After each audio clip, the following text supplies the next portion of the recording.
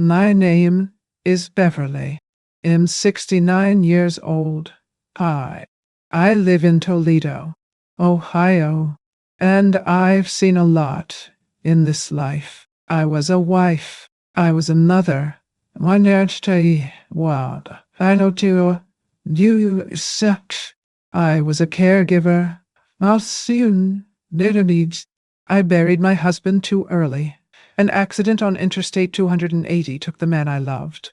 And since then, I have been on my own, raising my son, Luke, with the strength God has given me.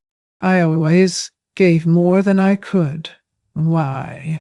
I've always been the one who opens my wallet, even with an empty pocket. But tell me something, in all sincerity, Tom. What would you do if you heard from a stranger that your own child is deceiving you? Would you believe it? Here? Wow, that question tore me inside, because when you love too much, you prefer to doubt the whole world, except who you raised. I thought I knew my son. He thought he understood the woman he married. But that day, at the checkout counter, someone told me something that was not easy to hear. If you've ever felt like there's something wrong, you're sealed hardly held. But no one has given you answers. Stay with me. Today, I'm going to tell you what happens when a mother decides to observe in silence, because there are things that we only see when you stop believing. But before we dive into the heart of this story, I need you to know something. That day, at the supermarket, I didn't plan anything. I just wanted to buy a cake. But life has these traps that seem small. Until someone holds his arm tightly and says, they're not who they say they are. I froze. I felt my legs wobbly. My son was waiting for me in the car, smiling as always. And I entered through the back of the market. I hid behind the garbage men. And what I saw there, with my own eyes, never left my head. So, I'm glad to hear. Before continuing, if you have ever been deceived by someone you love, if you have ever had to smile, swallowing suspicion, give me your company. Press that like button. Subscribe. Not out of vanity, but because you tell this here today. It costs me. It hurts me. But maybe it will help someone to open their eyes before it is too late.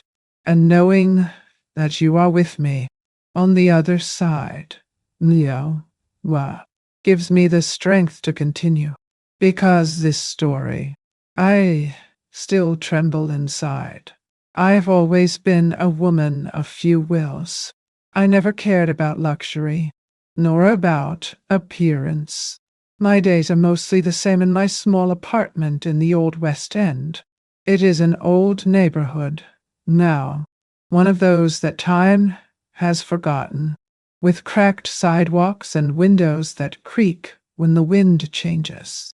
But it's my home, with its noises, its silences, and its loneliness. I always wake up early, even before the sun stretches my arms. I take my medicines, put the kettle on the fire and sit at the table for a while, looking at the wall clock, the one that is still from the time when Luke was little and loved to take everything apart. Today he dismantles other things, but at that time it was just curiosity. My days are short and full of small savings. I go to Dollar Tree every Wednesday. It's the day I know almond milk goes on sale, and sometimes I can bring a packet of cookies for $2. Coffee, only at the end of the month, when there is leftover, and the cake from the bakery on the corner. Oh, the carrot one with cream cheese frosting. I just look. It has not been in my budget for a long time. But you know what? It doesn't hurt me, because I always thought that the sacrifice was for the greater good. Luke, his name lives inside me like a prayer. Everything I did in this life was for that boy. Since his father left, I became a mother and father. She worked as a caregiver for the elderly at night, and in the morning she ran to make coffee, prepare snacks, organize backpacks. I don't know how I could stand so long with so little sleep, but we can handle it, because a mother's love is that kind of strength that is born of tiredness. I remember one night, he must have been about 10 years old, when he had a high fever. We didn't have health insurance. I took him in my arms, already a little bigger, and walked to the neighborhood hospital. Rained. I trembled outside and inside. And do you know what he was saying in my ear? Mom, I'm here, sitcom. He doesn't cry. He was just a boy. But I saw my tiredness with the eyes of a man. Then came the hard years. Faculty. Oh, how I wanted to give it to him. I got into debt. I took out a loan. I sold some of my mother's jewelry. But I did it wrong. And no one might have us so poor. He did it. He graduated. Monument, oh wow. Engineer, wow. And on that day of the wedding, when he looked at me and said, Mom, without you, I would be nothing. I swear I felt that it was all worth it. Jenna appeared later. At first, I thought it was just shyness. A girl who was too polite, too formal. He called me Mrs. Beverly with a distance that froze. But I kept silent, Laura. I never wanted to get involved. I was never one of those mothers-in-law who gives an opinion. I just watched, always with care, always trying to believe that it was just a way. But she never smiled with her eyes. He never held my hand. When I came here, I kept looking at the clock, as if every minute was an obligation. Still, I made a point. She cooked the dish that Luke liked the most, left the sofa tidy, bought flowers even with little money, to please, to keep the family close. Because we only want that at the end of the day, right? To have someone sit next to me and say, I came to see you, but the silences between us only increased. Jenna said she was tired, that the work took a lot of time, that her parents were sick, and I, as always, believed it. He sent a little money here, another there, when they said her mom needed expensive medicine. I cut off my cell phone plan. I was left with only the Wi-Fi. When they talked about the debt with the hospital, I sold my husband's old radio, the one with a cigarette burn mark that he loved, to listen to on Sundays. And I did all this with a peaceful heart, because I believed I was helping my family. But you know, there is a time in life when we stop. Look around. and he wonders, would anyone do for me what I do for them? Pause, breathe, look inside. If you've ever asked yourself this question, comment below with an I believe, or a I've lived it. Now, sometimes all we need is to know that we are not alone. I thought my love was enough to keep everything standing. I thought that my generosity was a sign of victory, of faith, but time, Mindiu, Austin, he teaches. And sometimes he teaches in the hardest way, because that day at the market, when everything started to fall apart, I had already made all the sacrifices, and yet, nevertheless, can you imagine what a mother feels when she starts to distrust her own child? That's that. I didn't imagine it either. But that was before I saw what I saw behind that supermarket, and what my eyes witnessed. Even today, I can't forget it. It was supposed to be just another ordinary afternoon. The sky was clear, the wind light, and the smell of fresh bread from Meyer's bakery spread through the aisles like an invitation to memory. It was a spring Friday, and I had woken up determined to give Luke a little surprise. He was going to prepare that simple vanilla cake with lemon frosting that he liked so much as a child. He came to pick me up at 5, and I wanted to see him smile when I smelled the smell coming through the door. I chose the ready-made cake with care, because my arms no longer allow you to beat dough as I used to. Everything was on track. I took some fruit, a tea that was on offer, and went to the cashier. With my bills folded and my bag worn, sewn by myself after an old tear. When I handed the card to the cashier, I realized that he looked at me differently. He was a man with a beard to shave, gray hair like mine, sunken eyes, and young charm, Martha, like someone who has lived through too much. He swiped the card, and then looked at the viewfinder, then looked at me again. Wow. Beverly Wilkes, he asked. I nodded. Ned your cow. I stepped his simshan of some North Stroll. Luke Wilkes' mother? My heart wavered. I confirmed it again, this time with my voice, and then he held my hand. It was not a gesture of sympathy, nor of kindness. It was firm, like someone who needs to say something that can no longer be silenced. You need to open your eyes. This family is deceiving their son. That was it. Just one sentence.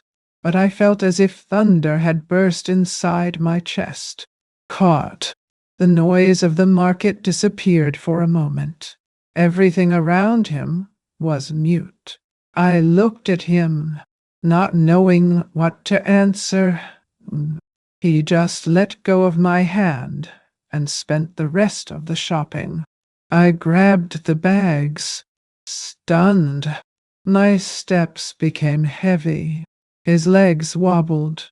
Luke was waiting for me in the car outside. As usual, the same routine. But something in me changed in that instant. What did that man mean by that? What kind of deception? Who was he talking about? Jenna? Her parents? And why did he know my name? A million questions came at once, and they all hurt. I walked to the automatic door of the market, but instead of leaving, I turned left. I passed through the back door, where only employees enter. No one saw me. I continued walking to the back, where the garbage men are lined up, and where the asphalt mixes with the strong smell of wet cardboard. I hid there, and now, shit, the cake still in his hands. Tremendous. I didn't know what I was looking for. I just knew that I needed to see with my own eyes what was happening. Something inside me said, "Stay, I know one. Wait, meet, observe, know." And that's what I did. I stood there. One moment, I stood there, among boxes and bags, my heart racing, trying to understand why. Um, Suddenly, everything seemed so wrong. And what I saw there behind the market, it was just the beginning. Because from that moment on, I began to see signs that were always in front of me, but that I, out of love, preferred to ignore. And you? Have you ever had the feeling that all your trust may have been placed in the wrong person? So tell me, don't you want? Adeline, Akbar, sir. How far would you go to protect the one you love, even if it meant finding out the worst? I know what you must be thinking. Did her own son lie? And the truth is that I didn't know how to answer it myself, because my Luke, he was good. He was a different boy. Sensitive, young, the kind that cried when he saw an injured bird. I remember him so well as a little boy, sitting on the front sidewalk with a cookie in his hand. He had already bitten half night, but then he saw the neighbor's son, who always came to play with him without bringing a snack, and without thinking twice, he held out the other half. You can take it. I've already eaten my share. I was about 6 years old, and it was already like that. Oh, at 9, on his birthday, he surprised me. I had managed to save a little money to have a simple party with balloon and supermarket cake, but he came on the city after school with a crumpled paper and an idea. Oh, Mom, can we donate my gifts to those children at the shelter downtown? They never win anything. I was moved. I swear I cried in the bathroom, hidden, because even with so little, he already understood what it was to share. I already carried inside him a kind of kindness that I didn't see in the other boys. Luke grew up like this, generous. He helped me with everything. He was the one who collected the clothes from the clothesline when he saw that it was going to rain. He was the one who took my medicine when I forgot. And when I came home from the shifts at dawn, with my legs hurting and my eyes burning with fatigue, he would leave notes on the fridge. Mom, I left coffee on. He sleeps more. I love you. How could a woman like me doubt a child like that? But the world is not only made of memories, and the people, people change, or they allow themselves to be changed. I worked as a caregiver for over 20 years.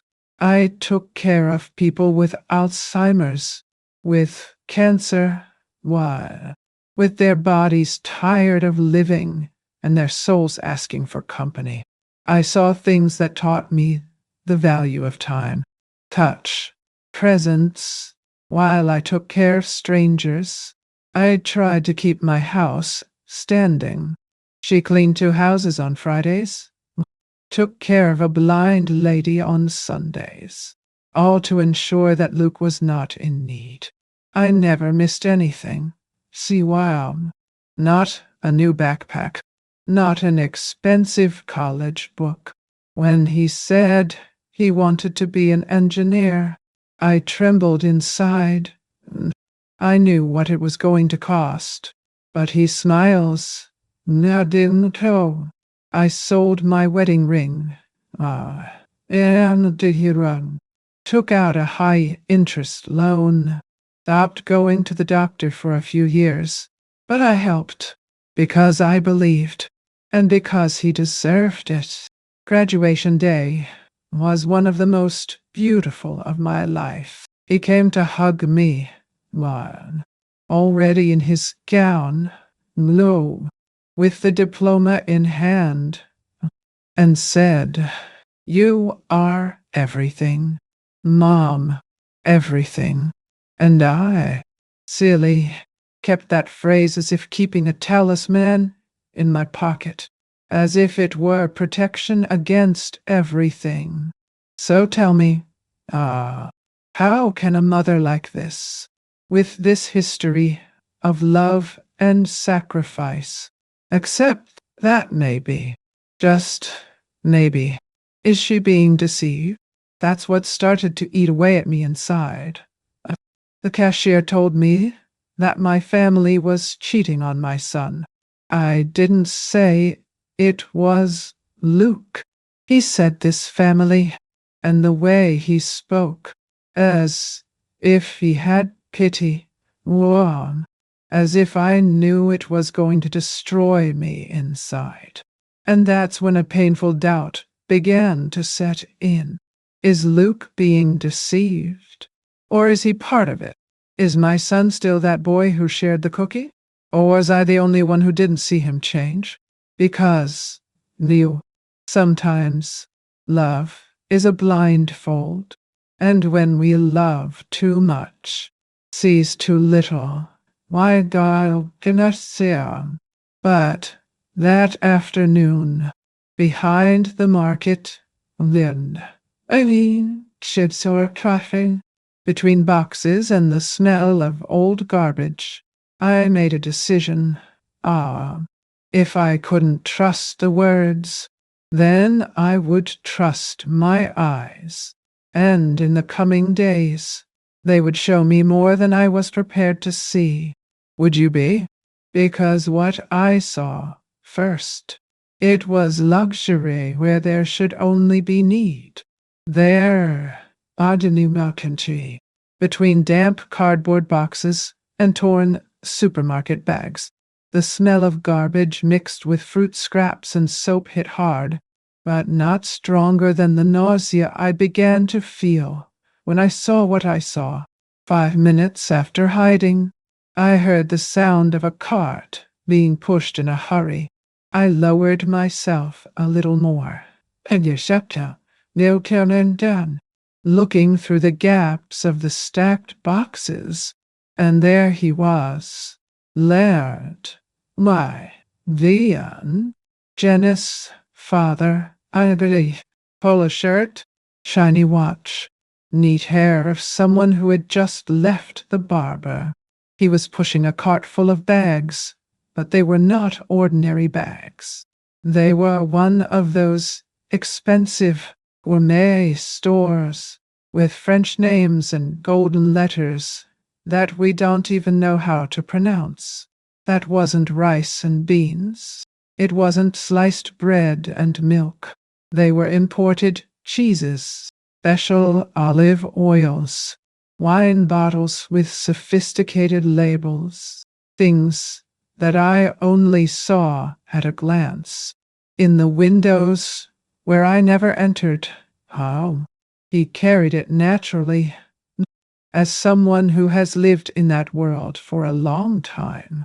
And the worst, instead of going to the queue at the popular parking lot, he went straight to a silver Audi,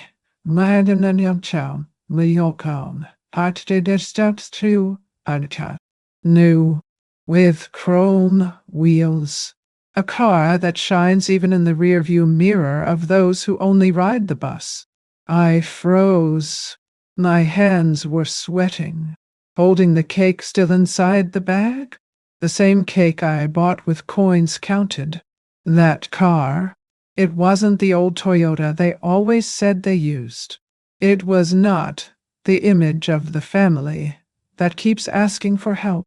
And those purchases, they didn't match any of the stories of hardship I've been told in recent months. How many times have I heard from Jenna that her father was sick, that the insurance didn't cover it, that they were even in debt to the butcher shop? How many times did she call me crying, saying that they were counting the pennies to buy generic medicine? And there he was, coming out of a store where a kilo of meat costs more than my entire retirement. I felt my face heat up, a warmth that came not from the sun, but from within. Anger, neond, dim sirchani hoptogasti. Perhaps, no, it was something else. It was shame from me to have believed, to have helped, to have sold my things, my history, my pieces, to feed a theater, because at that moment I understood, one, that was staging. Everything I was told about debt, about sickness, about need was a smokescreen. And me, I was the warehouse, the source, the old one they turned on when their tap ran dry. It was hard to breathe. I stood there for a few more minutes, standing there, staring at the dirty floor, trying to process. And then I thought of Luke. Where does he come into all this? Did he know? Did he participate? Or was he also being deceived? The doubt came back with more force and more pain. At that moment, I realized that my life was going to change, because after the truth shows its face, we can no longer unsee. We don't go back to the same place. And look, in here, opening my heart, telling my story in the most sincere way I can. If you're listening, my honest to no count, wanting die, and turn out to more after you with it. And if it's moving you in any way, leave a like on this video and subscribe to the channel. It's not by number. No, it's just because I still have a lot in store to tell you. Something that hurt to leave, but that may serve as a warning for those who have also trusted too much. But hold it in my hand, Mutar, because what I saw in that parking lot, it was only the first piece of the puzzle. There was still a lot to come, including a phrase that I heard days later, and that changed everything for good. Do you know what it was? She even sold the ring, and he doesn't even suspect it. The following Sunday, I decided to go to the corner pharmacy to get my medicines. The day was muggy, one of those that the wind seems to carry secrets. I walked slowly, with my cloth bag on my arm, head full, but trying to pretend normality. The scene of Leonard with those thin bags and that car that looked more vitrified did not leave my mind. But I hadn't talked to anyone yet. I haven't told Luke anything yet. I needed to be sure. The pharmacy was next to a bus stop where two ladies from the neighborhood used to sit down to talk. Donna Clarice and Ruth, friends for years. Those who know more about other people's lives than the news. I passed them and greeted, as always. But this time, Melta. Instead of following, I decided to pretend to look at a window. I leaned close and listened. It wasn't even difficult. Loud voices, without filter, as only those who have passed 70 know how to be. Did you see the dress Jenna was wearing to the mall last Saturday? One of them asked, fidgeting the makeshift fan made from an old magazine. That wine, tight, with a zipper on the back. That's from the new Macy's collection. It doesn't go for less than $300. The other replied at the time. She said she got a sale.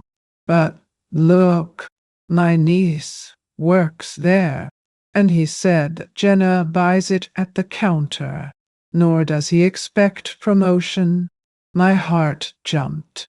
3, say, 4 beats off the beat. The First Lady amended. What? And that perfume? Oh, hey, Ruth, I don't know if you felt it. French. Frances. Chanel. A glass like that pays for my light for the month. And she even said they were tight. That her father-in-law was sick. That her husband's family was helping. They laughed. That laugh that hurts without knowing it. And I was there, standing, I know, how assisida, with my eyes closed for a second. Her stomach began to churn. It was as if their every word was a hammer blow on the lies I insisted on swallowing for so long. I thought I was helping a family in difficulty. But now, everything indicated that I was feeding a parade. I remembered Jenna's last call, crying, saying that they were selling things from the house to pay for her father's medications. And I, silly, wild, how did so and see so there, generous, when I sent 200 more. 2 days later, she paraded with branded perfume at the mall, and a tight, expensive dress, glued to the body as if every penny came from effort. I sat on the stool in the nearby square. His legs weakened. Ow. I took a handkerchief from my bag and wiped my face. I didn't cry. Not yet. But shame began to lean against me, like a shadow. How did I not see it? How did I let them use me like that? It wasn't just the money. It was confidence. It was affection. It was my family's name that was being manipulated to tell a sad story from a soap opera. While, behind the scenes, they lived on applause and appearance. And Luke? Did he know everything? Did he see the clothes, the car, the perfume? Or did he only see what he wanted to see? My head started spinning, because, if he knew, if he was part of it, no. So the hole was much deeper than I imagined. And that same afternoon, something happened. Something that no one could have predicted. Something that showed me, with all the letters, how much I had already lost. Because it wasn't just about them spending my money. It was about laughing about it afterwards. And the laugh, not. I still hear it when I close my eyes. Do you know why? Because someone let it slip. And what this person said tore my chest in two. There are things that we do for love, and then wonder if it was really love, or just fear of losing. I remember it as if it were yesterday. It was a Tuesday, late afternoon, 1 hour, when the phone rang. Jenna's voice was shaky, interspersed with sobs that sounded sincere, and maybe they were. Beverly, it's my father. How? He has an infection in his tooth. He's in a lot of pain. No, so calm. We took him to a specialist, but the insurance does not cover the procedure. They want to charge everything in cash, and we're already swamped with bills. I remember pressing the phone to my ear and instinctively placing my hand on my wedding ring, the same one I hadn't taken since Charles' funeral 23 years ago. That ring was more than gold. No, it was a promise. It was memory. It was the only physical thing that connected me to him. My outlaw. Well, Alex. That reminded me of who I was before all this, before widowhood, before bills, before renunciations. How much is it? I asked. No, on an impulse. She hesitated. Why not a coat? Then he said the amount. It was tall, lean, but not absurd. High enough to make me look inside my memory box and choose what I was going to leave behind. That night, I lay awake, sitting on the edge of the bed, with the ring in the palm of my hand. I twirled it between my fingers, looking at the sparkle already worn out by the years. And I thought, would Charles understand? Would he approve? I was saving someone. Relieving a pain. Isn't that what he would do for me? The next day, I went to Parisburg. I drove in silence. The radio off, my hands cold on the wheel. I parked in front of the jewelry store that still accepted antique pieces. I stayed inside the car for almost an hour, crying softly. Not because I lacked courage, but because I had love left. When I entered, I handed over the ring without looking at the girl at the counter. She weighed, evaluated, entered some numbers into the calculator, and told me the amount. It was less than I expected, much less. But I didn't argue. I took the envelope with the notes, thanked them, and left. I went around the block with the car before going to the bank, and I cried all over again. I sent the money by transfer. On the same day?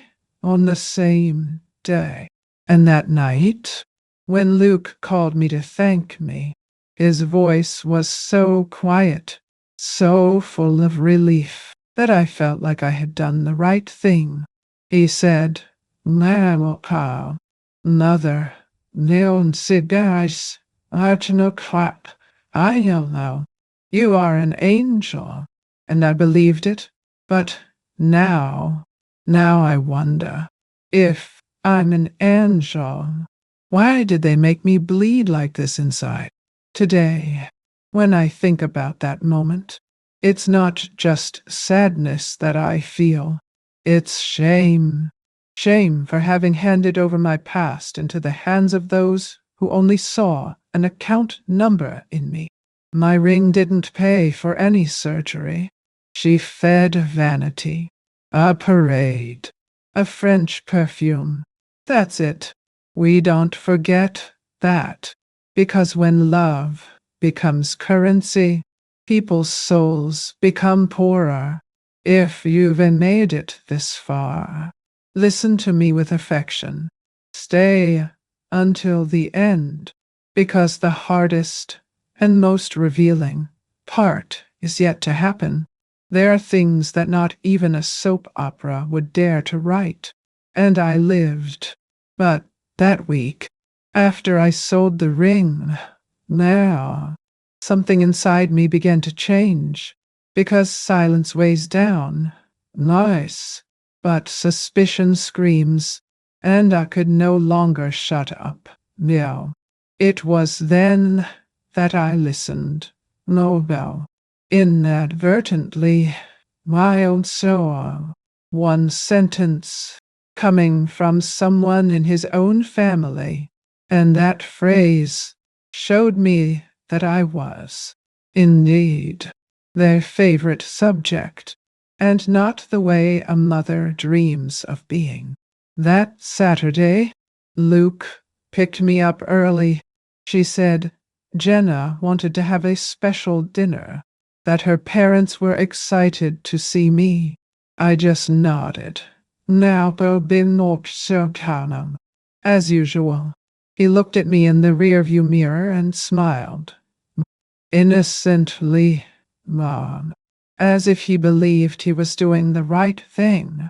They want to thank you for everything. Mom, everything. That word made my chest tighten. The house was in the Ottawa Hills, in one of those neighborhoods with old poles and centuries-old trees, where the lawn always looks freshly mused. When we turned the corner and saw the facade, my heart raced. The house was repainted. Ah, a modern beige, with white details. In the garden, expensive ornamental flowers, the kind we only see in decoration magazines. And right in the center, a sick one, a fountain, the kind with water falling in a circle, surrounded by polished stones. It was not a house for people in crisis. It was a postcard. Luke went down first, opened the door for me, with the same care as always. You'll like what we've prepared? Mom, I faked a smile. I don't ask to. The kind of smile that only those who swallow doubt know how to give. We. The first thing I noticed was the smell. It was no ordinary food. It was the perfume of expensive spices, melted butter with something sweet in the background. I looked around. The furniture was all new. Beige upholstery. Now, Persian rugs, heavy curtains, a giant TV on the wall, bigger than any wall in my house. In the corner, a cellar with wines that I only knew by name, and not all of them. Jenna emerged from the kitchen in an emerald green satin dress, brushed hair, wise, tied aside with glitter, nails done. Nails? Professional makeup. She was almost another woman. She greeted me with a kiss on the cheek. And I am glad you came. Beverly, Moonlight sitcom, onto your sidewalk unfair. That Beverly always crossed me. Never, mother. Never. We sit at the table, deep plates, fabric napkins, heavy cutlery. The dinner was worthy of a French restaurant. Filet medallions, truffle mashed potatoes, caramelized vegetables, and wine that Jenna described with a French name and old vintage. Luke laughed excitedly, telling how he was working double shifts to help his mother-in-law with the gas bills. Me, quiet, just watching. Dessert was crème brûlée, made by herself, with burnt sugar on the surface and a touch of lemon. And I was there, sitting in a chair that looked like a scene from a soap opera, looking at everything, with the bitter taste of the ring I sold still glued to my throat. Inside me, something began to boil, because it wasn't just a mistrust anymore. It was a parade of tests. Nothing, absolutely nothing, matched the story they told me. They were not in need. They were putting on a role play, staging for me. And Luke, my boy, he was blind, well, and sigarosidioat, or pretending not to see. At one point, he looked at me fondly and said, Mom, Mom, you're part of all of this. Without his help, Lou, we couldn't hold the bar. And that's when I ran out of air. I thought about my ring. I thought of Charles' radio. I thought about the health plan I canceled. I thought about the sleepless nights. All for what? To keep this glass theater?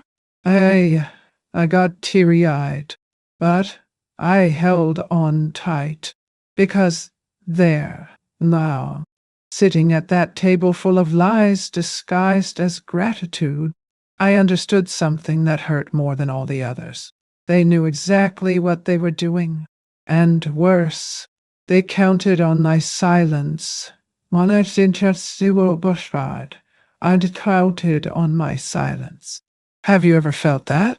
That feeling of being used politely, when even the thank you comes with a taste of mockery? If you've experienced something like this, comment below with a why. I understand you, or a simple, it's true. Sometimes, just knowing that someone has gone through the same thing, pain weighs less. But I hadn't said anything yet. Not a word. Because one thing I learned over time, when the truth comes out, it doesn't need to scream. Just time. And at that dinner, as I chewed each bite as if it were a stone, I knew when my time was coming. But before came the phrase, the one that took me off my feet, and it came out of the mouth of someone I never expected. And it was said as if talking about anything. But for me, it was the snap, the time that the veil fell for good. Do you know what it was? She even sold the ring. And he doesn't even suspect it. After dessert, no, I excused myself to go to the bathroom. I wanted to wash my face, breathe another air, anything that would take me away for a few minutes from that suffocating staging. I crossed the hallway of the house with slow steps, looking at the pictures on the walls. All new, all expensive, all screaming ostentation. But it was on the way back, when I passed through the living room, that something stopped me. Jenna's bag was on the couch, made of genuine leather.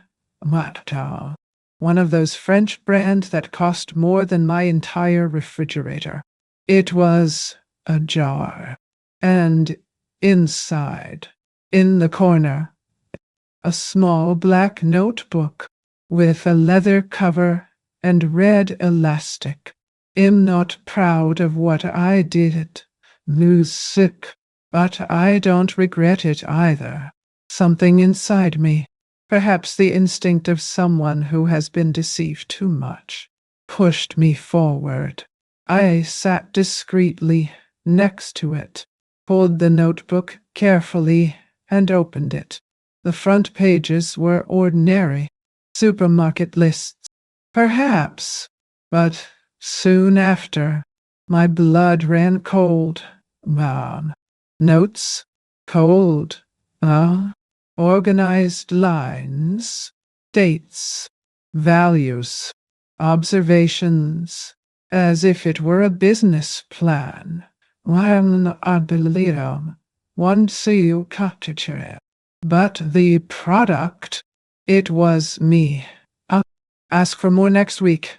Use the hospital's history. Remember the emotional tone on the phone. If she hesitates, mention her father's name, and further down, with a more marked letter, Nias, avoiding his mother, dangerous, too observant. My heart almost stopped. Me, dangerous? Me, too observant? Was that how she saw me? As an obstacle? I continued reading, my throat dry and my eyes burning. To say that they cut off the gas. Use a lower pitch on the next call. Luke doesn't need to know everything. She believes in everything. Fragile, unmissued, common and authority traits.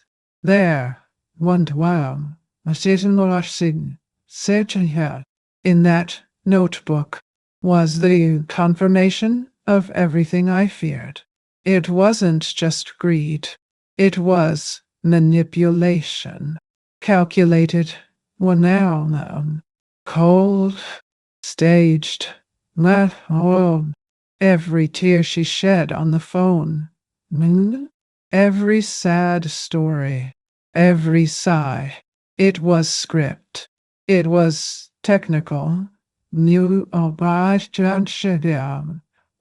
I returned the notebook to its place, slowly, as if the world had stopped. I got up and went to the bathroom. I washed my face. I wiped it slowly, looking in the mirror.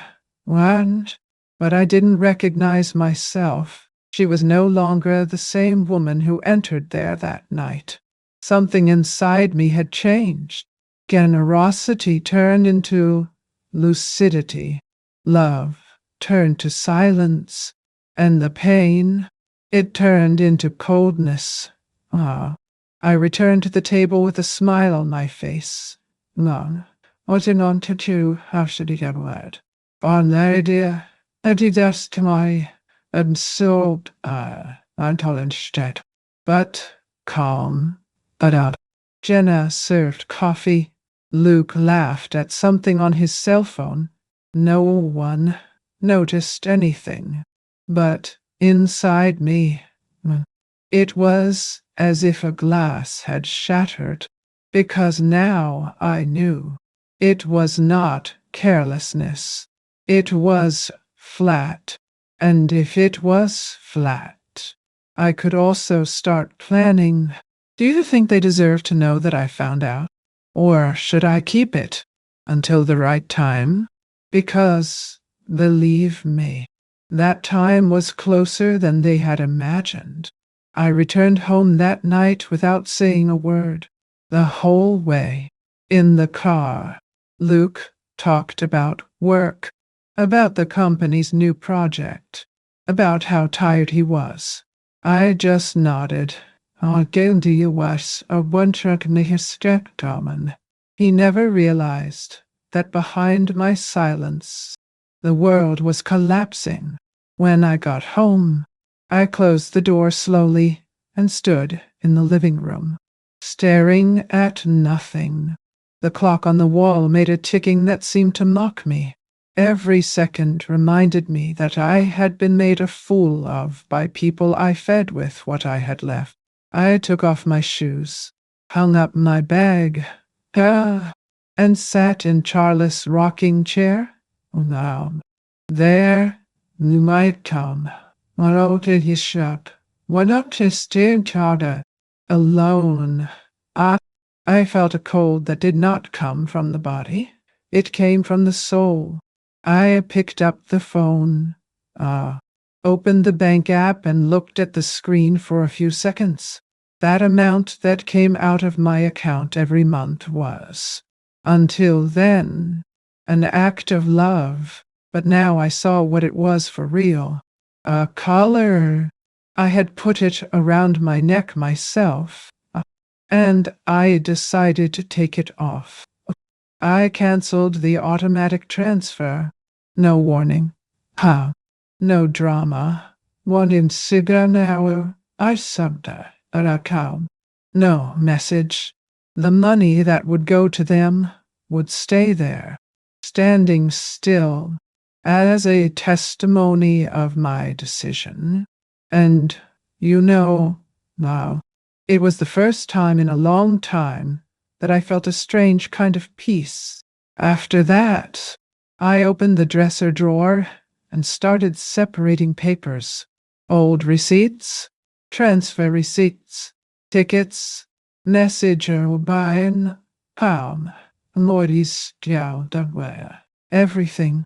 I put it in a large envelope, not out of revenge, but because when a woman understands that she needs to protect herself, she begins to organize herself. The clock kept ticking time, and I let it follow me. Whoa! Each sound was a reminder. Well, time heals. With top horse, and you build too.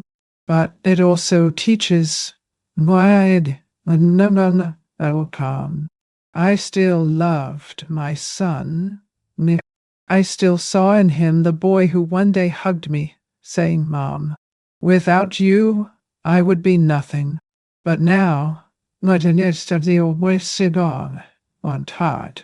I just said, but now tell you, serious. For the first time, I was able to separate things.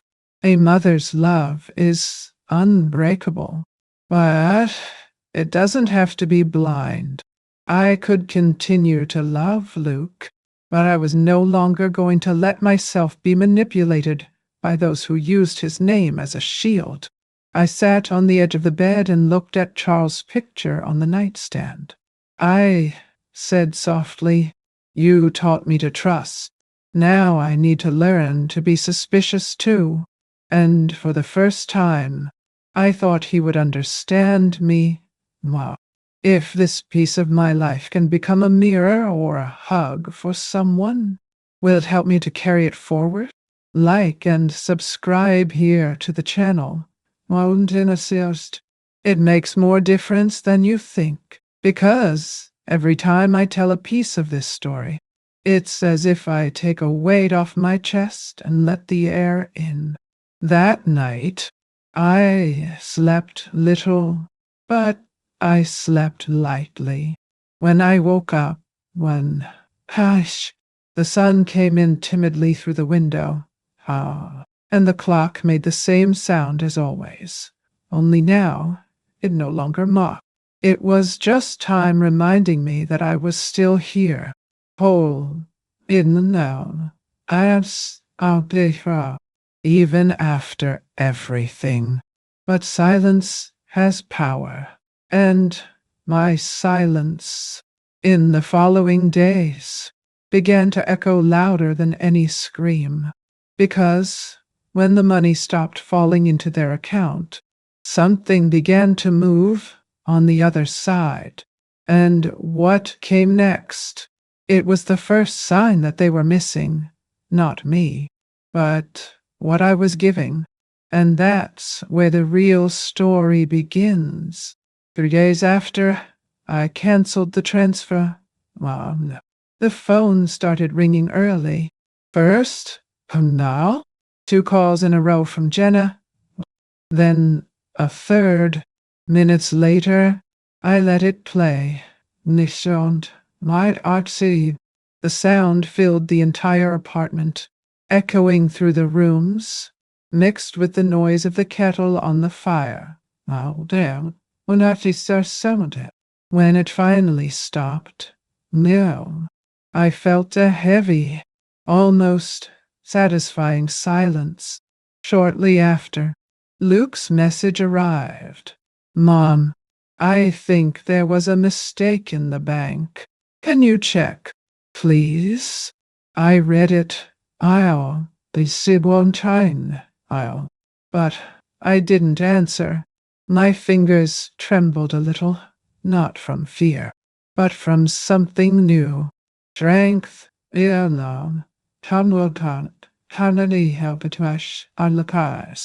that feeling that my heart What could he see you at home?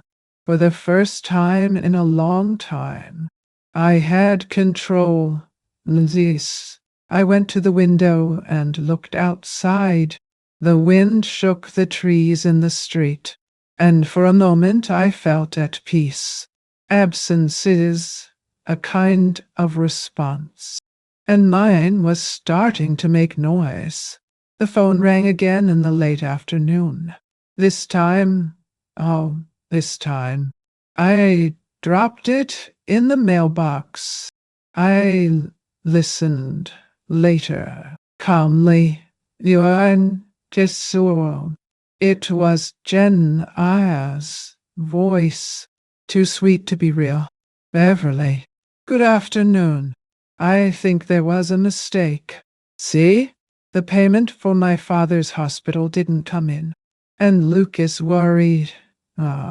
Could you take a look at us? It must have been the bank. The word deception came out of her mouth as if it were perfume.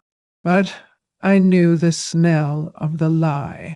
Later, when I messages came through Facebook. One of them said, "Are you okay?" I'm worried. It's never unanswered. And another. 2 hours later, no. If it's about that dinner, I apologize. Sometimes I feel cold, but what I feel is gratitude. Really. I read every word slowly.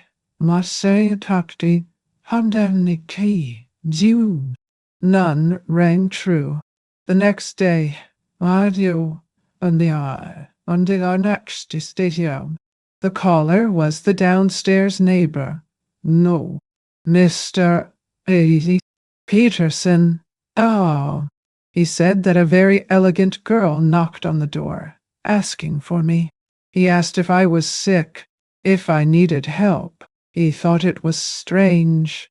I smiled and said, "Oh, don't worry, Peterson." How? Sometimes, when money stops moving, people start walking too much. He didn't understand. Oh, but I understood perfectly. Because manipulation only works as long as we obey.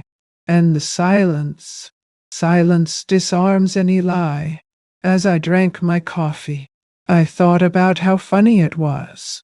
I spent years thinking that love was proven with surrender. But sometimes true love is what knows how to retreat. The one who protects himself so as not to die of exhaustion. The truth is that when we stop giving, those who only came to get it get lost. And those who get lost show their faces. That's why I want you to stay with me until the end of this story. Because what happens when the manipulator loses control? It is something that needs to be seen to be believed. In the following days, attempts to contact him continued. Messages. When? How? Audios. Messages. Luke even stopped by. But I didn't answer. I kept quiet, looking through the curtain. Not. His car stayed in front for a few minutes, the engine running, and then left.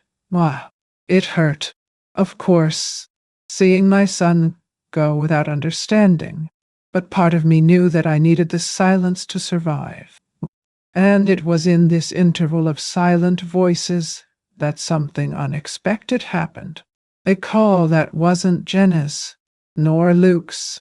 A new voice, steadfast, a woman. And what she told me made everything fall into place. And at the same time, to fall apart for good. They knocked on my door on a Saturday morning. I was still in my robe, with freshly brewed coffee, the smell spreading through the kitchen. Town. When I looked through the peephole, I felt my heart tighten. It was Luke's car in front of the house. He was with Jenna. Both? They didn't warn you. They didn't call before. They just showed up and none. I took a deep breath. I opened the door and smiled, as I always did. But this time the smile didn't come from the same place. It came from the calm of someone who already knows. Mom, it's good to see you, said Luke, coming in and hugging me quickly. Jenna stood a little behind, now, holding a box of candy. Oh, with that window smile. I'll learn that wit down. A ton of zero. We brought something for you. They're banana muffins, just the way you like them.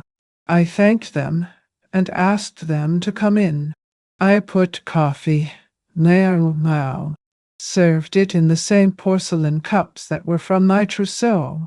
They sat down at the table.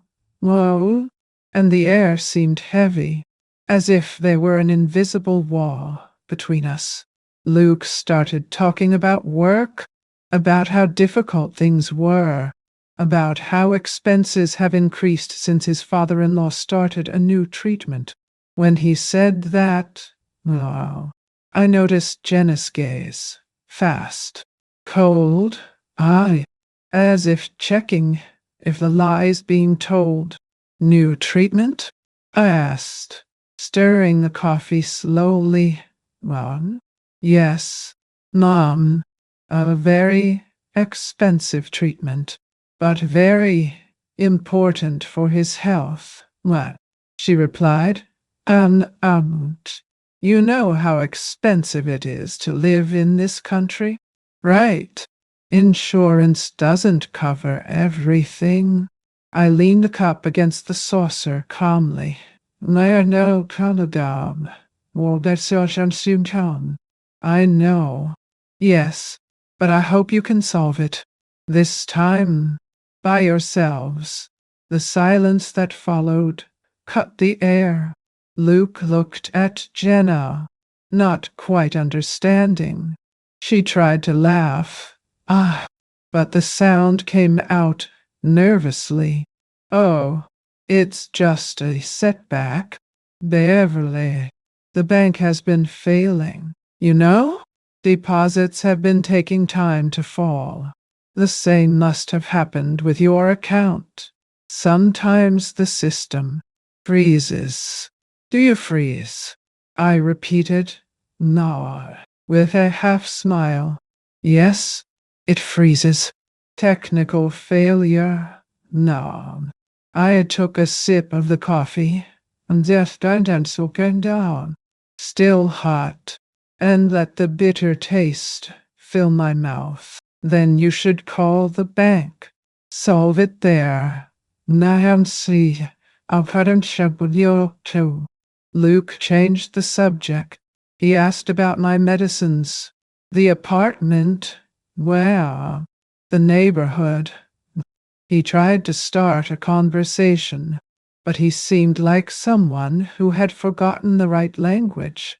I looked at him and tried to find the boy I raised, the same one who, one day, cried on my lap because he thought he was going to lose me. Now, he was there, grown up, weak, confused, surrounded by lies, trying to keep up appearances. There was a moment when I looked at him, and my heart hurt in a different way. It wasn't anger. It was a pity, because I saw how much he was trapped in that web, and maybe he didn't even realize it. I kept quiet, just watching every word, every averted look, every lie told in a sweet voice. I kept everything, like someone who records a movie, never to forget. And, you know, sometimes memories are like this. They appear without asking permission, and settle inside us as if they wanted to live there forever. There are memories that we don't choose to keep. They impose themselves. And that's why I want to ask you something. If you who are listening to me also have a memory that never left you, a memory that still tightens your chest, write it in the comments. It says I remember or I know how it is. Sometimes sharing the weight makes it lighter. When they got up to leave, Jenna hugged me. Her perfume was strong, too sweet, cloying. Well, talk to each other. Okay? She said, trying to sound light. Of course, I replied, Neon Alpan. She said, but call me first. I've been busy. Wow. She laughed awkwardly, and Luke was silent. Left. I saw the car drive out the window. That same car that, some time ago, I helped finance without knowing it. I closed the door slowly. Mom. I leaned my forehead against the wood and stood there, taking a deep breath. It was strange to realize that the same love that moved me before now kept me standing for another reason, to protect me. They thought I was going to give in, that all it took was a visit, a coffee and a smile for everything to go back to normal. But the normal, it was over, waned, and little did they know that I had already started to put the pieces together. Because days after this visit, something fell into my hands, something that came from outside, from where I least expected it. And this time, the truth did not come in a whisper. It came in writing. And so, that Monday, I woke up before the sun, the body tired, but the mind alight. I passed coffee, opened the curtains, and watched the day rise over the brick houses of the old West End. I felt the wind come through the window and thought, enough guessing. Now I need to understand. Because what I experienced wasn't just heartache, it was a puzzle, and I needed to assemble the pieces. I picked up the phone and looked for Amanda's number. We have worked together for over 15 years at a nursing home in Parisburg. I took care of the patients at night, and she, as an auxiliary nurse, was the one who calmed the families during the day. Then she studied more, became a social worker. She has always been smart. Now, I tell, direct, with that look that sees before what others say. I sent a simple message. Amanda, Anna, can I see you today? It's important. She responded within 5 minutes. Of course, Bev, mine. Come here at the clinic after 2. I took the bus, sat at the window. Was sitting outside, my heart beating as if I were going to do something wrong, even though I know it is the right thing. Along the way, I went over everything. The Lewin Pilot natural knockdown, the connections, the notebook, dinner, the salad, and the phrase, she even sold the ring, and doesn't even suspect it. Those words still hammered in my head, as if they echoed inside an empty room. When I arrived, Amanda was waiting for me in the lobby. The same smile, the same attentive eyes. She hugged me tightly. And it was the first real hug I received in months. You're different, Bev. Quieter, known, instructive, but firmer. I just shook my head. Come, Let's talk calmly. We entered a small room with the smell of alcohol and paper. She poured me water. No, and I told her everything from the beginning, without exaggeration, without hiding anything. I spoke slowly, and she wrote down some things on a notepad. When I finished, she was silent for a few seconds, just looking at me. And then he said, "No," in a low but firm voice.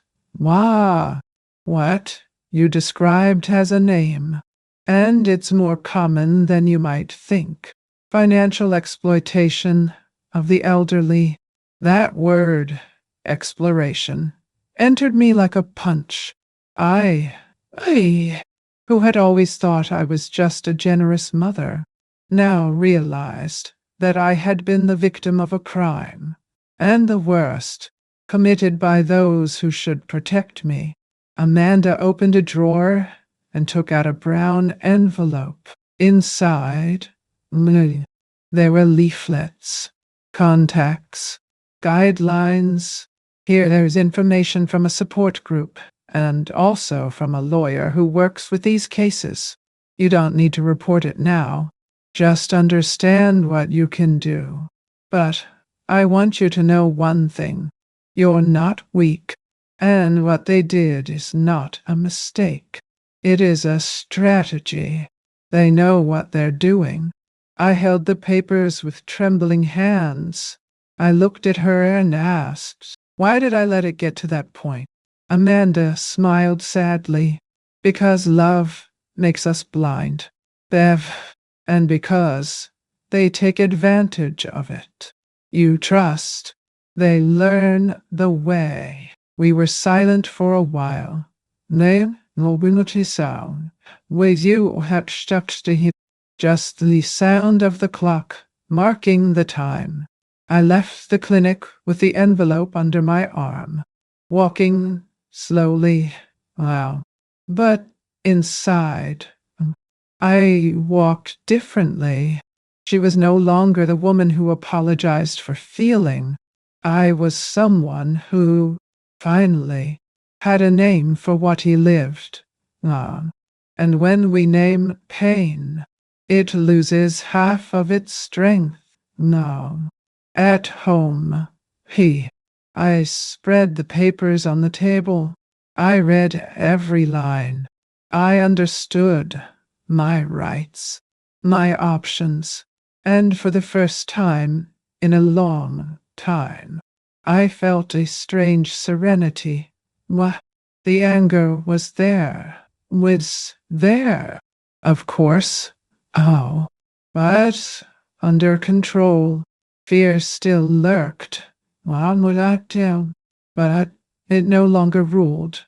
It was as if a new voice had been born inside me. Calmer, many hesitant, more kind, but much more dangerous. And that night, I wrote down on a piece of paper 3 things that I needed to remember. Am not guilty. Mouse. Silence is my weapon. Time is my ally. I put the paper in the drawer, along with the notebook I copied, before returning it to Jenna's bag. Tomorrow, I thought, they'll find out that something has changed, but not because I'm going to say it, but because they'll feel it. Have you ever noticed how someone's silence can be louder than any word? My silence was about to teach them that. And what came next? It was the first blow back. A blow that I gave without raising my voice, but that echoed louder than any scream. It was a rainy Wednesday when they knocked on my door. I already knew who I was even before I looked through the peephole. The sweet smell that came from the hallway gave it away. Expensive perfume, the same one that perfumed my sofa after her visits. I opened the door, and there, Jenna, alone, with a union patched umbrella and a box of chocolates in her hands. He wore a beige coat that looked like it came out of a shop window. Hi, Beverly? Oh, can I come in for a minute? I nodded. Oh, but I stood up. She entered. How, yeah, looked around as if assessing the territory before the battle. I brought a treat for you. I know you like chocolate. She placed the box on the table and sat down uninvited. Wow. The tone of his voice was the same as always. Molasses. Rehearsed. False. I wanted to talk. I know it was strange. Luke is worried. He said that you are not answering. Ah. And may you. Look, I understand. Ah. Sometimes we get confused with the numbers, with the deposits. Banks are always making a mess. I felt a shiver of anger and calm at the same time. It was strange. I was standing in front of the woman who dismantled my piece, and yet she was the one who seemed nervous. I just watched her. She continued, Mo, we're going through a difficult time. You know, it, my father's treatment is tough. Luke has been working overtime, and I myself, he paused dramatically. I've been exhausted myself. Maybe it sounded bad. Maybe you misinterpreted. I don't know. It was a script. I saw the pauses, the expressions, the carefully chosen words, and the more she talked, the more I saw she believed she could still lead me. I would never let Luke let you down. Beverly, Bundell, he loves you too much. Everything he does is for you. For us? I stood up slowly. I went to the dresser and opened the top drawer. I took out a brown envelope and went back to the table. I put it in front of her. And, without saying a word, she looked curious. Then it opened. How? Inside were copies of the notes from the black notebook, every line printed. Crisp. Ask for more next week. Avoid his mother. Use hospital history. Her blood disappeared from her face. It turned white. His hands trembled. He tried to smile, but the smile broke in half on the old monodeturned. Neither here. One does just a chat. Beverly. I can't think on. I can explain, but I didn't want an explanation. I remained silent. I just looked, a look that came from a lifetime of all the nights I spent awake, Leaston, of all the lies I heard pretending to believe. She took a deep breath, pushed the envelope back, and stood up. This is not what it seems, isn't it? I asked calmly. I wanted to help. It was all for love. You got it wrong. Maybe. Those two words were all I said. She stood still for a moment, not knowing whether to leave or try another excuse. Then she took her bag, straightened her hair, and left. Mom. He didn't even look back. The box of chocolates remained on the table, untouched. When the door closed, I sat down in the chair and took a deep breath. The sound of rain outside was the only noise in the house. And, for the first time, silence seemed fair to me. I didn't yell. I didn't confront. I didn't have to prove anything. I just showed the mirror, and the reflection did the rest. That envelope on the table was heavier than any sentence, because it wasn't just papers. They were truths. And when a truth is told at the right time, or shown, without a word, it destroys the castle of those who lived on lies. I kept looking at the chocolates.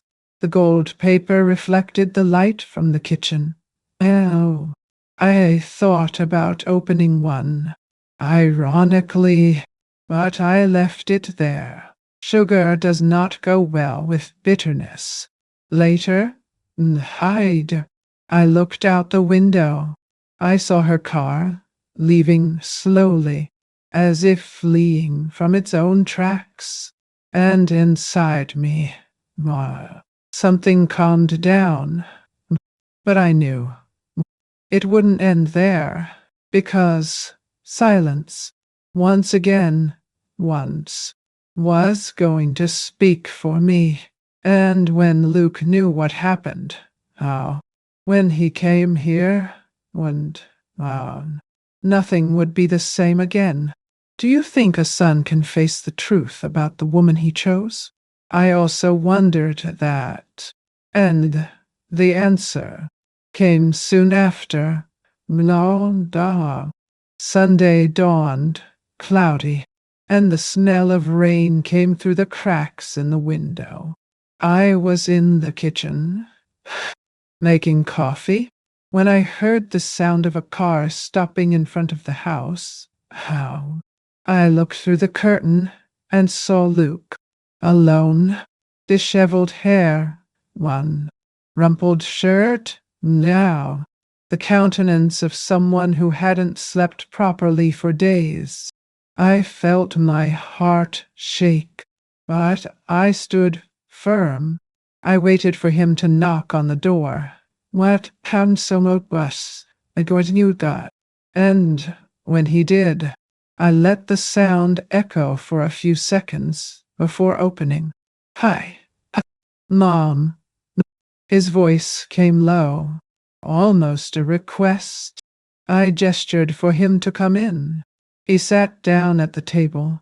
Hi, Tom. Looked around, as if looking for what to say. Jenna told me she came here. I nodded. He lowered his gaze.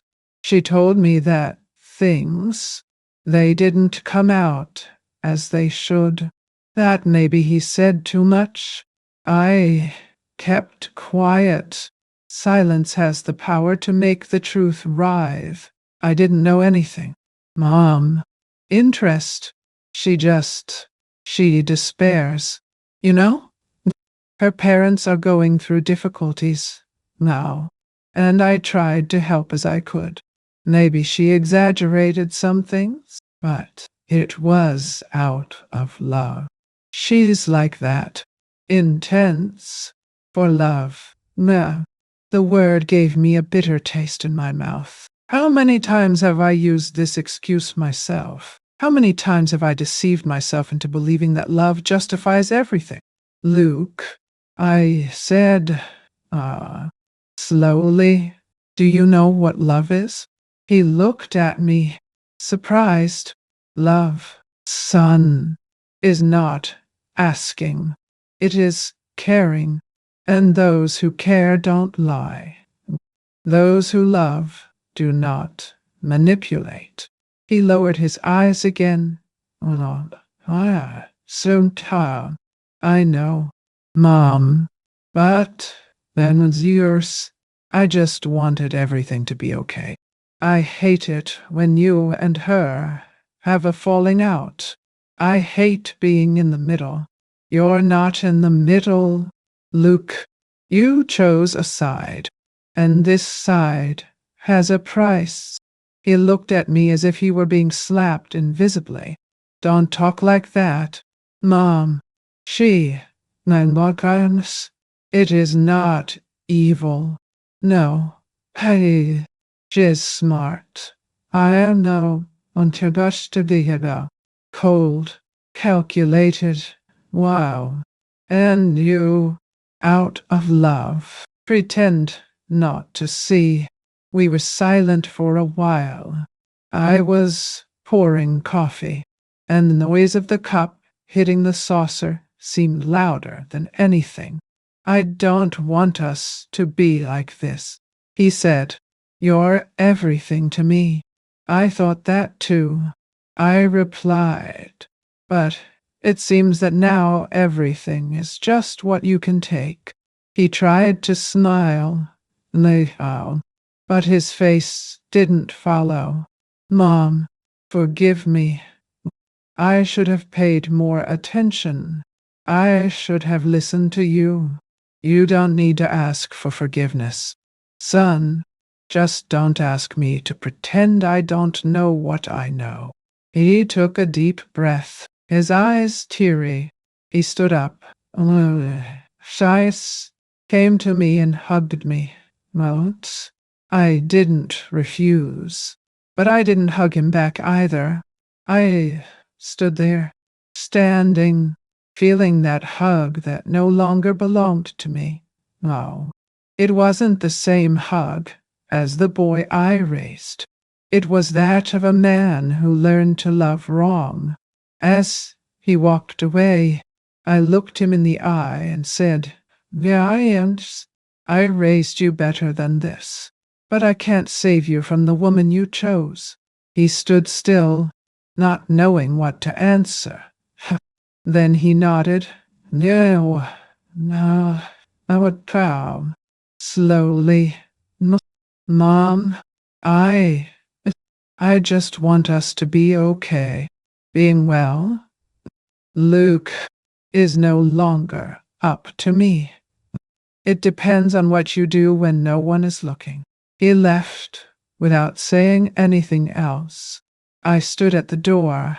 Now,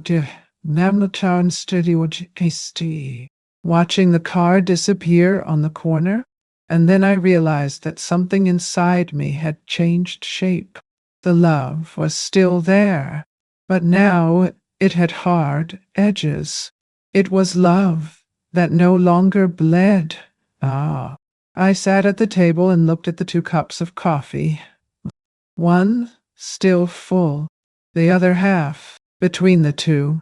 Silence, the same silence that now protected me. There are things that we live and keep, but maybe by telling, we help another heart to breathe, like this video, and sign up, and let's make this story reach those who need it. Because, look, what comes next? No one imagines. That afternoon, as the clock struck 4:30, the phone rang again. But it wasn't him. It was another voice, a voice that I hadn't heard in a long time, and that brought in its words an invitation that would change everything for good. A reading. A testament. And this time, I would be the one who would dictate the rules. The following Sunday, the sky dawned clear, but inside me, the air was heavy, full of decision. I woke up early, put on my best blue coat, the same one I wore to Luke's christening, and went to Ruth's office. It had been a long time since we had seen each other. She was my church friend for years. Before graduating as a lawyer, he always had that serene but firm look of someone who understands that justice does not need noise. When I entered the room, she stood up, hugged me, and said, "Ooh, you came decided. Oh, didn't you?" I just replied, "No, Ruth, I've been used too much. Now, I want to put things in order before it's too late." I explained everything calmly, now, without tears. I showed documents, copies, receipts, even the notebook I had photographed. Ruth listened, took notes, and finally said something I've never forgotten. "Beverly, You're doing what you should have done years ago, choosing yourself. It was the first time in a long time that I felt pride, not guilt. We signed everything that same day. She asked, "Do you want to include your child?" I took a deep breath. No. And eventually, but not now. I want him to know later. Well, at the right time, when it count, none of this year, they said. At the right time, and so we arranged the formal reading for 2 weeks from now. I sent the invitation to Luke by mail, a simple envelope, with the handwriting he always recognized. Inside, just one line. I need to see you. It's important. I didn't mention Jenna. I didn't call her. Her absence would be my clearest message. The day has come. Ruth prepared the room of the small firm where she works, in an old building in downtown Toledo.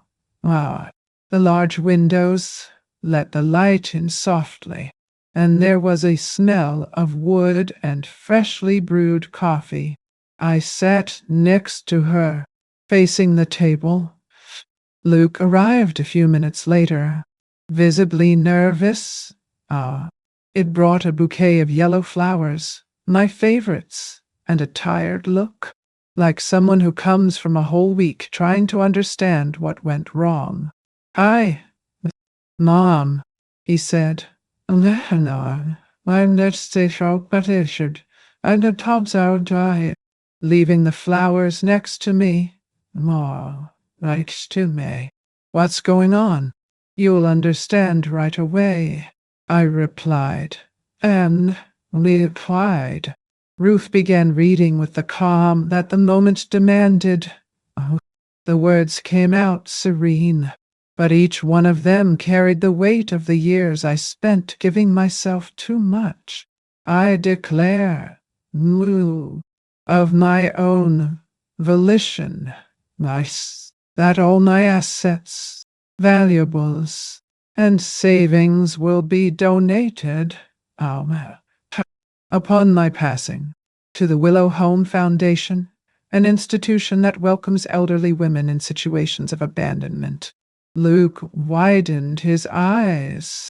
Ruth continued, "All personal belongings, the house and the accounts linked to Beverly Wilkes' name, become part of this legacy, leaving the administration under the trusteeship of the foundation to the direct heir, Luke Wilkes.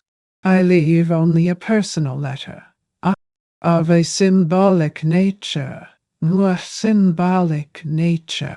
The room fell silent. The clock marked each second as if it were a hammer. Luke looked at me, confused, his eyes watering. Mom, what is it? Why? I don't understand." Ruth passed the envelope to him. Inside, there was a single sheet, written by hand. I was good. I was forgotten. Now, Kilna, I'm free. I'm not carbon toxinoid. One other, I'd say it. He read it and stood still, his breath choke. "Mom, please." "It doesn't. Oh, no. I made a mistake. I know. But don't leave me like that. I swear I didn't know everything." I looked at him. How? I saw the boy who one day shared the last cookie with his classmate at school, and the man who now struggled with his own regret. "Luke, I said, what normal, in a calm voice. "You still have everything I ever wanted to give you, the chance to be better. But I learned that love is not debt. I gave you what I had. Now I need to rest." He stood up, and, tears already falling, We can fix it. Mom, Mom, I can solve it. Me, I can do it differently. I hope so. Oh, thanks, pal. Really? But some things we only learn when the ground disappears. He tried to hug me. I let him. But this time, hell, I was the one who held on tight. I held it so that he could feel it, not forgiveness. But the end, and in the middle of that embrace, well, I thought, sometimes justice arrives without fanfare. It arrives with a signature and silence. There are people who think that life is made of screams. I learned that it's made of breaks. So, if you're still here with me, listening until now, well, stay, because the most memorable part of this story is yet to come. The weather. He forgets no one. When Luke left, the room was filled with dense silence. Ruth looked at me tenderly. Are you ready to live in peace? More than ever, I replied. But fate still had one last date for me. Oh my. Because days after that reading, a piece of news arrived and proved that time, in addition to being fair, is patient. And when he decides to act, no one escapes. The news began to run like wind in the open field. First, it arrived by rumors. Peterson's neighbor commented that she had seen Jenna crying in the parking lot of the pharmacy. Then came the confirmations. Her father had lost the contract with the private clinic where he said he was being treated. Insurance fraud? No. They said, more than I talk one, hot intense. Internal audit. Investigation in progress. No one knew where the complaint came from, but I knew. The copy of the notes I had kept did not stay with me.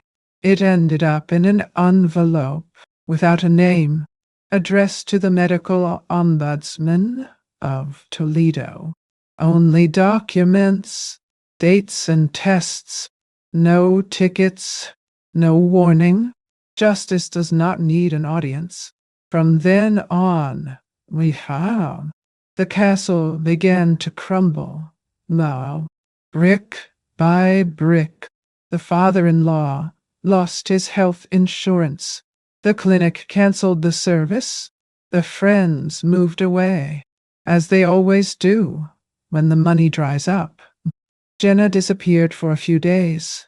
Now, when you chat yourself on yours are pursued, and when she returned to town, well, she no longer had the same glow. The new car was sold, and the house exchanged for a smaller rent, and the window smiles turned to silence. Luke tried to keep up appearances. He said that everything would be fine, that it was just a phase. But even his voice sounded tired. Without conviction, calls have decreased. The messages became rare, and on any given Sunday, he showed up again at my door. No flowers, no hurry, only with the look of someone who understands too late. Mom, he said. How? With a lump in his throat. Things have gone wrong. Jenna, she left. I stood, holding the cup of coffee, listening to the sound of the clock on the wall. Reese, what about you? Luke, are you going away too? He lowered his head. No.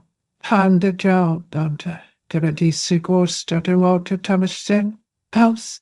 I don't know. I'm trying to pick up the pieces. Wow. Ha! Sometimes, all night. Son, the shards were not made to come together. What? They were made to remind you not to step on the same ground again. He nodded, and the tear he was holding eventually fell out. I stared at that face, the same one that once fell asleep on my lap.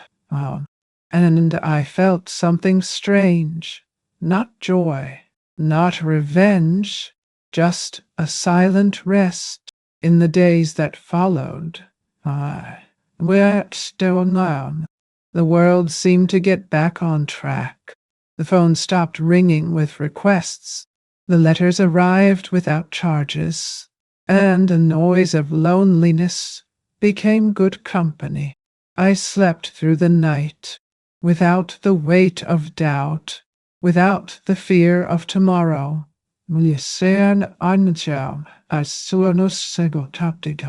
Do not rejoice in the fall. The Bible taught me, and I didn't vibrate.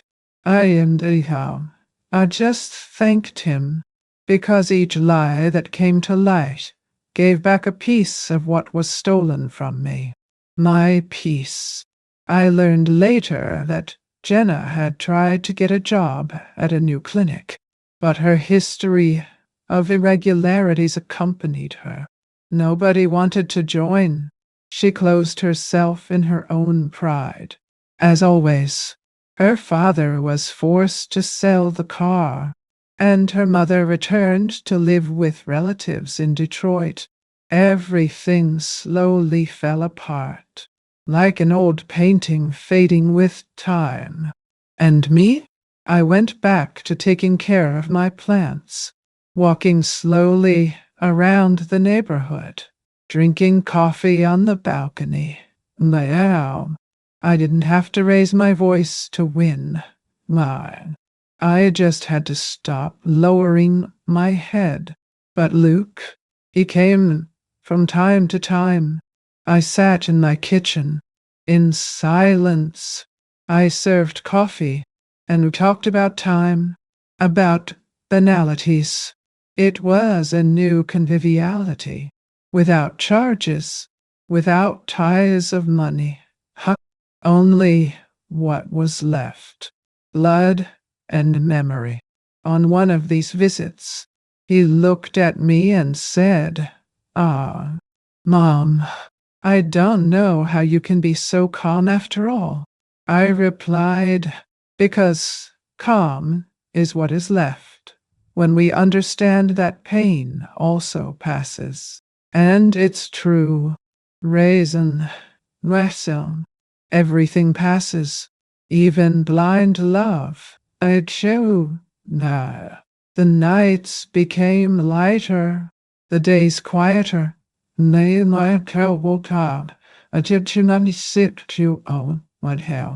I discovered that freedom doesn't come when we forgive the other. It comes when we forgive ourselves for having believed too much. Now, looking back, I see that time does not punish. It educates. It teaches to separate what was affection from what was custom. It teaches us to look without rancor at what once destroyed us. And maybe that's why I didn't cry when I heard the latest news, the one that ended the cycle once and for all.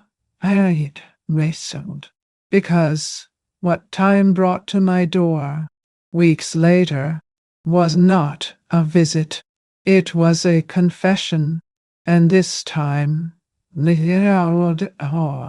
it wasn't Luke's voice. It was that of someone I never thought I would hear again. Today, my kitchen table remains the same play of white plates, the same dried flowers in the vase, the same smell of roast chicken that rises from the oven every Sunday. The difference is that now there is only one plate set. One, and it doesn't hurt anymore. In the beginning, I confess, the emptiness was cruel. My old a yukotanan, octacasonatiri, and sage fuel. I set the table out of habit, as if still waiting for the noise of the door opening, the laughter arriving along with the smell of cheap perfume and hot coffee. But time is a silent teacher. He taught me that there is an immense peace in eating slowly, without having to taste anything to anyone. I'm still in the same apartment in the old West End. The curtains are still the same.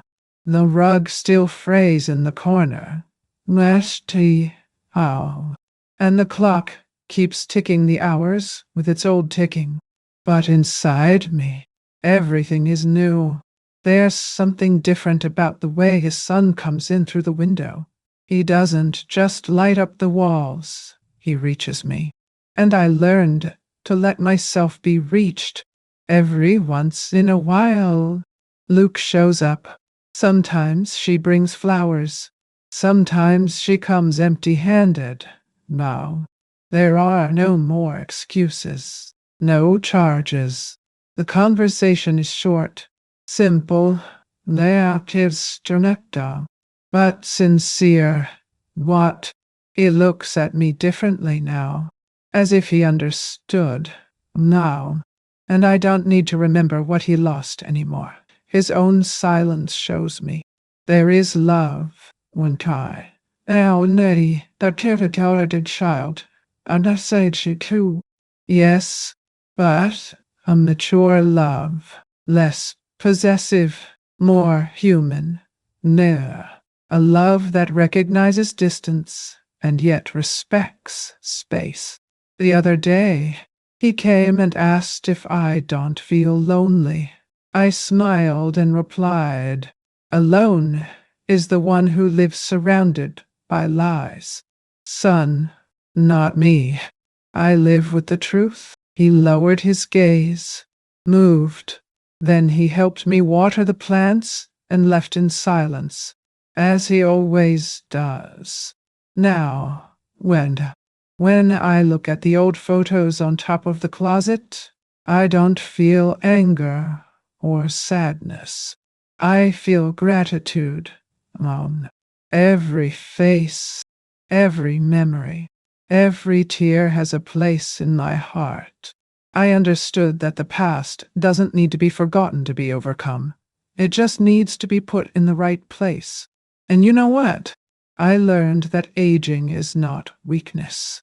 It's the opposite. That's when we finally understand that we don't need to run to please the world. It is when the love we have for ourselves ceases to be a luxury and becomes a necessity. Sometimes I go out to walk through the streets of the neighborhood. As I did before, I greet the neighbors. I'll stop by the bakery on the corner.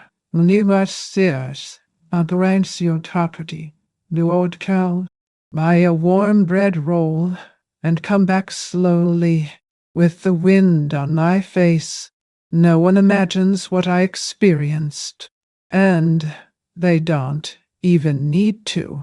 What matters is that inside me there are no more screams, no doubts, just a light silence, one of those that no longer weighs, that embraces. In the evening, I make my chamomile tea and sit on the porch. I look at the sky. I talk quietly with Charles, as I did when he was still here. I tell him that I fulfilled my part, that I learned, finally, to live for myself. Sometimes I think about how many women still live what I lived, silent, guilty, believing that love is synonymous with sacrifice. If I could talk to each of them, I would say, don't wait for the end to start over. Freedom doesn't come with age. It comes with decision. Because, deep down, all I wanted was this peace. And it arrived, not with celebration, nor with public forgiveness, It arrived with the sound of my own breathing. Today, when the clock strikes noon and the chicken is browning in the oven, I sit down. Why, I sit down, serve my plate, and close my eyes for a moment. I hear the sound of the kettle, the wind beating on the window, the distant murmur of the streets. It is the sound of life going on. And it continues, even when we think it's over. But fate, this old joker, well, still had one last visit to make me. A knock on the door, nice, an unexpected letter, and a name on the sender that I never expected to see again. And there's a that's it, the years sikai. That the past speaks again. The letter arrived on a cold November morning. The envelope was simple. It had with no sender. But the handwritten name gave away the one who sent it. Jenna Western Hydru. I spent a while looking at those letters before opening them. Inside, only 2 sentences. I made a mistake, and now I understand what you meant by silence. No apologies, no drama. That's all. I folded the paper and put it in the drawer where I keep the memories that no longer hurt. That night, I slept peacefully, the first peace that comes not when one overcomes another, but when one's own tired heart overcomes.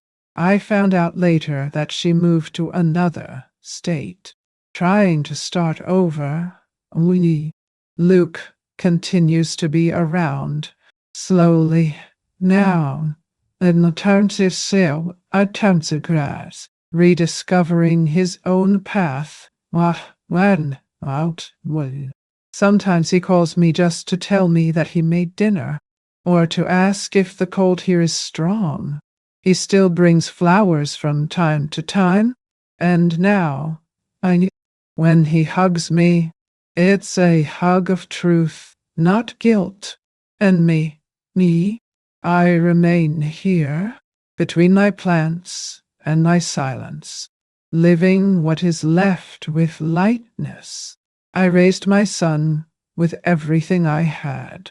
I made it my north. When I was told that something was wrong, I preferred not to believe it. But love without eyes turns into blindness, and I had already erased myself too much.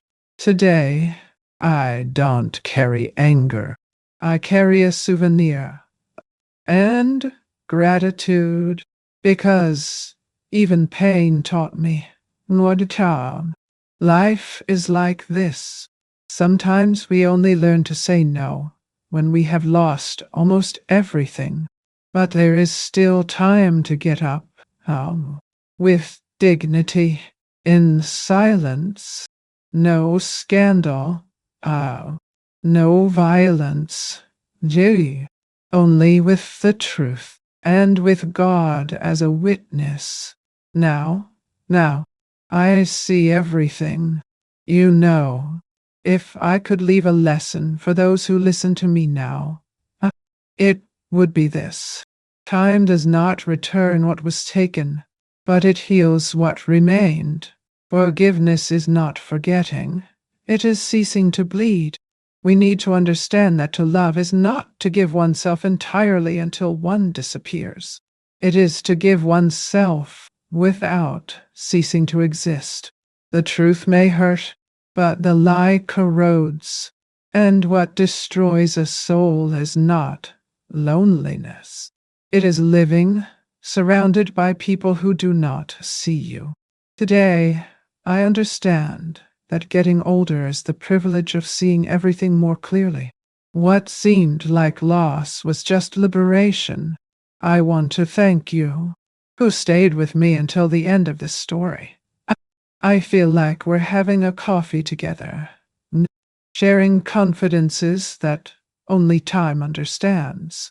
Thank you for listening to me, for accompanying me, for allowing me to tell what so many women live in silence. Your affection is what gives meaning to all this. If this story touched you in any way, leave your like. It's like a hug that warms the heart and gives me strength to stay here. And if you want to come back for another coffee, subscribe to the channel. What do you? So we meet again, in the quiet rhythm of words and memories. Write in the comments where you're listening to me. I love to imagine the sound of this conversation echoing in different places in the world, and it activates the bell. Oh, see? Hannah. That way you don't lose when the coffee is brewed again. Don't go away yet. Listen to the next real story that will appear on the screen. Always remember, each wrinkle tells a story, and each story carries a strength. Watch the next video here on the channel with another incredible story.